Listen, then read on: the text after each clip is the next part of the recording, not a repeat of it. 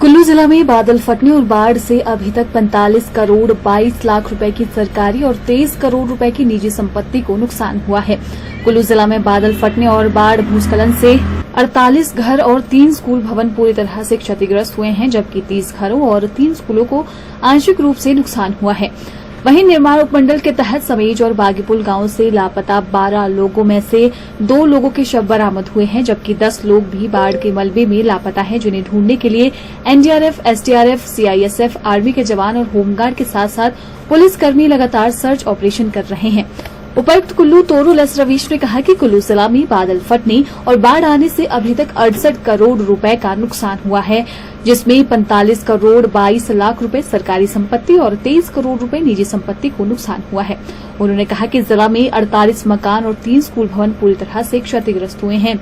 उन्होंने कहा कि बाढ़ प्रभावित क्षेत्रों में सड़क, बिजली, पानी की योजनाओं को दुरुस्त किया जा रहा है। वहीं बागीपुल में बैली ब्रिज का कार्य कल तक पूरा कर यातायात बहाल किया जाएगा, जिससे बागीपुल से जांव तक कनेक्टिविटी बहाल होगी। कुल्लू जिला में अभी तक जो लॉस का असेसमेंट हुआ है पिछले दिनों के क्लाउड बर्स्ट वगैरह में, वो 45.22 करोड़ डिपार्टमेंटल लॉस का है, जिसमें हमारे मेन एसेट्स एक शार्ट में जो सब्जी मंडी थी वो चली गई है।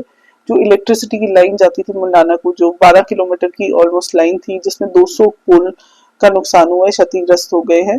और बाकी बहुत सारे इलेक्ट्रिसिटी स्कीम्स हमारे बागीपुल में 4 पीडब्ल्यूडी के ब्रिजेस और 7 फुट ब्रिजेस वगैरह चले गए हैं। तो ओवरऑल ये 45.22 करोड़ का है, और जो रेवेन्यू का लॉस है वो 23.3 करोड़ का है। इसके साथ जो हाउसेज में डैमेज हुआ है 48 फुल्ली डैमेज हाउसेज हैं अभी जो करंट आकलन है उसके हिसाब से, और 30 पार्शियली डैमेज हाउसेज हैं। इसमें कहीं की रिपोर्ट्स अभी ऑनगोइंग भी हो सकती हैं।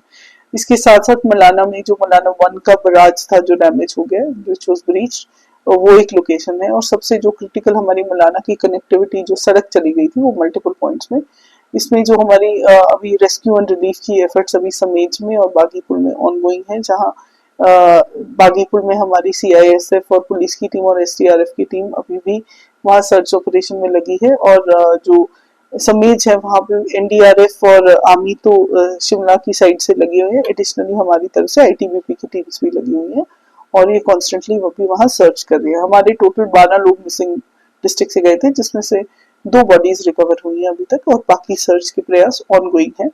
हमारा बागीपुल में जो ब्रिज चला गया था, हमें 3 बेली ब्रिजेस उस एरिया के लिए, केदस, कोयल और बागीपुल के लिए मिले, और बागीपुल का ब्रिज कल तक रेडी हो जाएगा ताकि लोगों की मूवमेंट हो सके। जो मेजर हमारे रेस्क्यू के ऑपरेशंस हुए हैं वो एक मलाना में हुआ है, जहां डैम से हमने 33 लोग ओवर 2 डेज रेस्क्यू किए थे। बड़ा ही प्रिकेरियस था, और एनडीआरएफ ने बहुत अच्छा काम यहाँ पे किया हमारी होमगार्ड और एचपी पुलिस की टीम्स के साथ। बाकी हमने बलाधी एरिया से भी कुछ रेस्क्यू किए थे, मलाना से कुछ टूरिस्ट को भी बाय फुट रेस्क्यू किया गया है। और एफर्ट्स हर जगह जहाँ पे भी जरूरत हो अभी भी ऑनगोइंग है, सर्च की, रेस्क्यू की, जहां जहां रिलीफ की जरूरत है। समेज में जो हमारे प्राइमरी और सीनियर सेकेंडरी स्कूल था वो बिल्डिंग्स काफी ज्यादा अफेक्ट हो गई थी। प्राइमरी स्कूल का नया ब्लॉक तो पूरा बह गया है, तो उन्हें रीस्टार्ट करने के लिए ऑल्टरनेट बिल्डिंग्स वर आइडेंटिफाइड, और आज डिपार्टमेंट से हमें परमिशन आ गई है। हमने ऑल्टरनेट बिल्डिंग प्रपोज की थी महिला मंडल प्राइमरी स्कूल के लिए और सीनियर सेकेंडरी स्कूल के लिए उसके सामने जो सत्संग भवन है, तो दोनों में स्कूल को शिफ्ट करके शुरू करने की परमिशन हमें आ गई है, और जल्दी से जल्दी इसमें आगे की कार्रवाई की जाएगी।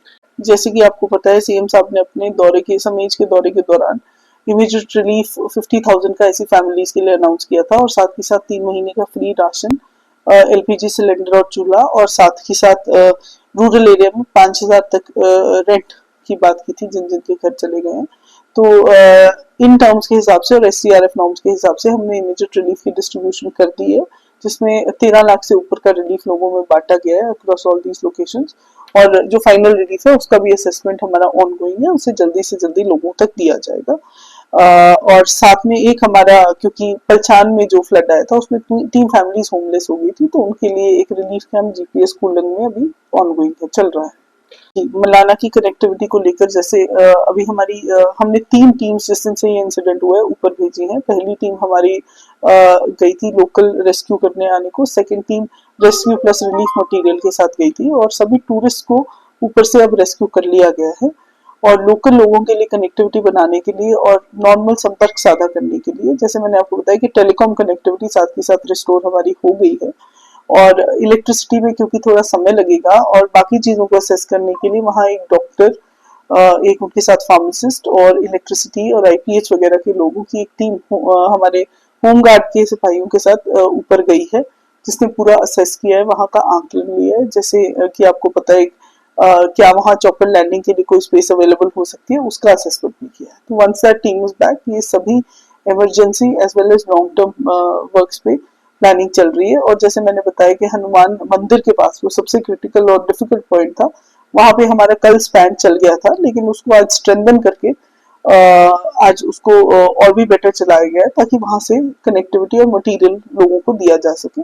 उसके आगे मलाना बराज के पास का पॉइंट है जिसे ठीक किया जाएगा, और ऊपर के लिए एक स्पैन को भी हम सैंक्शन कर रहे हैं, ताकि जल्दी से जल्दी both in terms of material and man movement हम लोगों को असिस्ट कर पाए।